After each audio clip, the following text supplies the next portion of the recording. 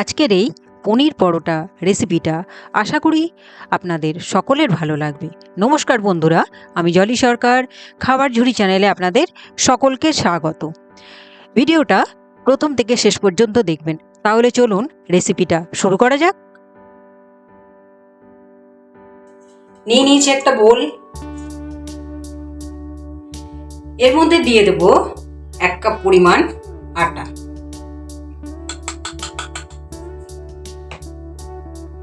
দেব স্বাদ অনুসারে নুন, আর দিয়ে দেব 1 চামচ সর্ষের তেল। আপনারা চাইলে এখানে সাদা তেল বা ঘিয়ের ব্যবহার করতে পারেন। এবার এটার একটা ডো তৈরি করে নেব।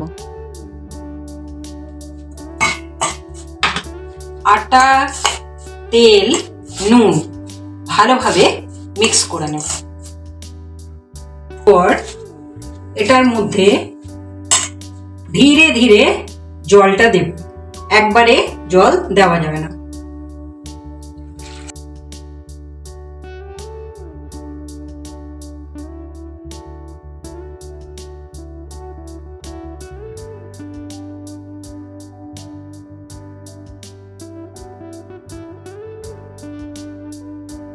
আমাদের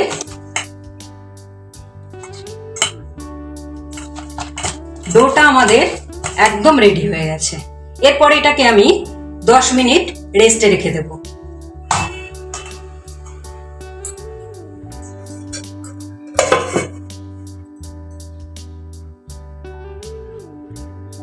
অন্যদিকে আমরা পনিরের পুরটা রেডি করে নেব। নিয়ে নিয়েছি 100 গ্রাম পনির, এটাকে আমি গ্রেট করে নিয়েছি।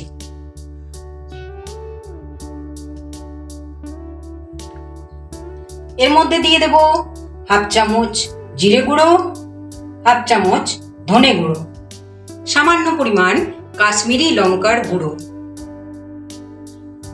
1/2 চামচ গরম মশলার গুঁড়ো,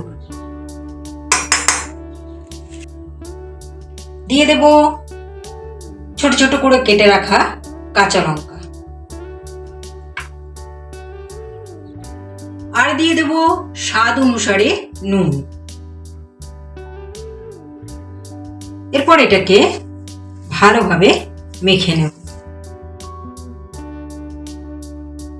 যদি আপনারা এটা বাচ্চাদের জন্য তৈরি করছেন তাহলে লঙ্কাটা অ্যাভয়েড করতে পারেন, আর কাশ্মীরি লঙ্কাটা দেওয়ার অর্থ কালারের জন্য, ঝালের জন্য নয়। আমাদের পনির পুর কিন্তু একদম রেডি হয়ে গেছে। 10 মিনিট পর আমরা ডোটা একবার চেক করে নিই।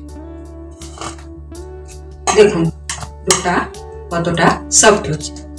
এটাকে আবার হাত দিয়ে ভালোভাবে একটু মেখে নিই।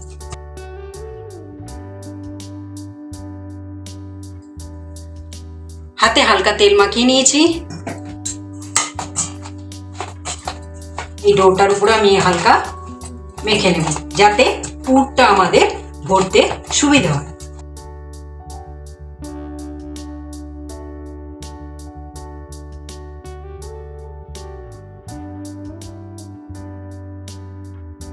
ডো থেকে তৈরি করে নেব লেচি। লেচিগুলো একটু বড় বড় করে নেবেন।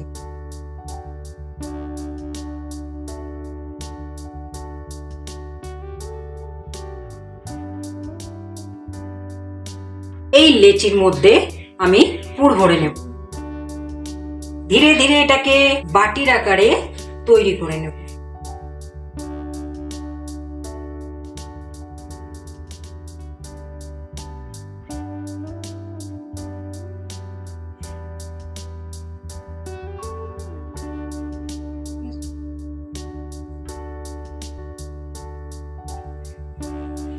এরপর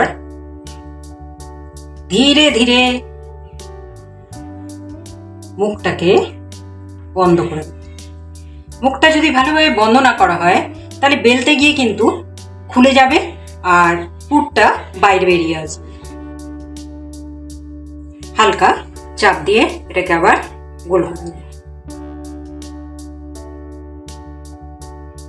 আমাদের পুর ভরা কিন্তু কমপ্লিট হয়ে গেছে। এরপর আমরা এক এক করে লেচিগুলো বেলে নেব।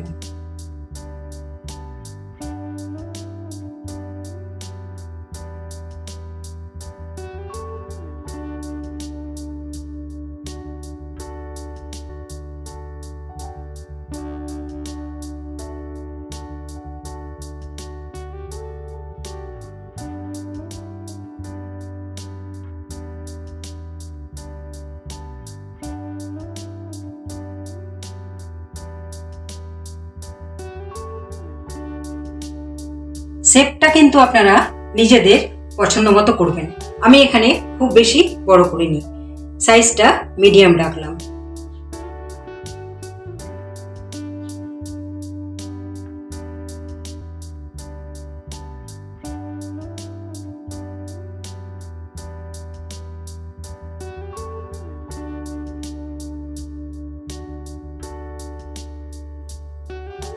এরপর আমরা এক এক করে এগুলো ফ্রাই করে নেব।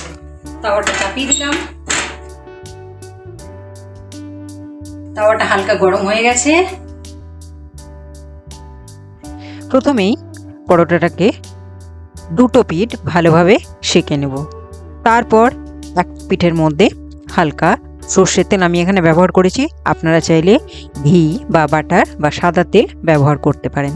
তারপর আবার সেই পিঠটা উল্টে ঠিক তার পরের পিঠেই আবার হালকা সর্ষের তেল মাখিয়ে নেব। এই করেই দুটো পিঠ সমানভাবে ভাজা হয়ে যাবে। এরপর আমরা একের পর এক পরোটাগুলো ফ্রাই করে নেব।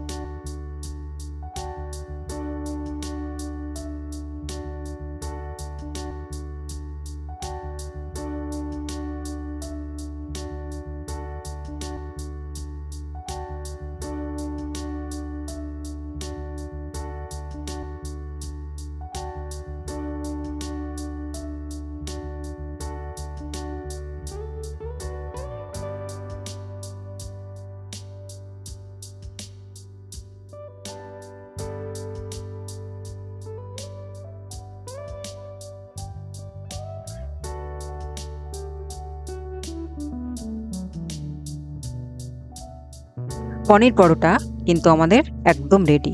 এটা আমি টক দইয়ের সঙ্গে সার্ভ করলাম। আপনারা চাইলে টমেটো সসের সঙ্গে এটা খেতে পারেন। রেসিপিটা আপনাদের কেমন লাগলো কমেন্ট করে অবশ্যই জানাবেন। লাইক শেয়ারের অনুরোধ রইল, চ্যানেলটা সাবস্ক্রাইব করতে ভুলবেন না। ভালো থাকুন, ভালো খান, সুস্থ থাকুন, খাবার ঝুড়ির সঙ্গে থাকুন। নমস্কার।